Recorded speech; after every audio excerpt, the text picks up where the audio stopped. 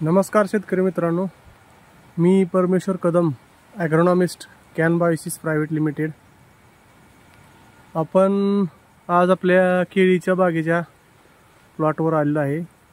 आपला हा खोडव्याचा 1 एकराचा प्लॉट आहे।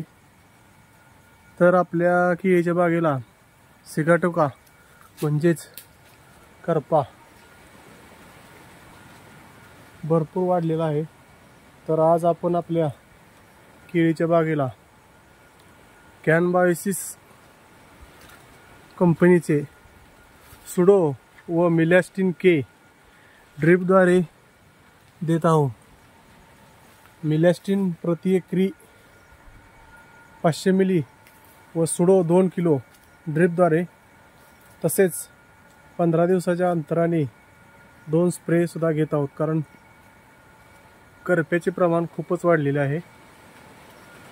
आपण बघू शकता पूर्ण एवढी पाने करप्याने पिवळी होऊन खाली पडलेली आहे। तसेच वरच्या पानावर सुद्धा भरपूर करपा वाढलेला आहे।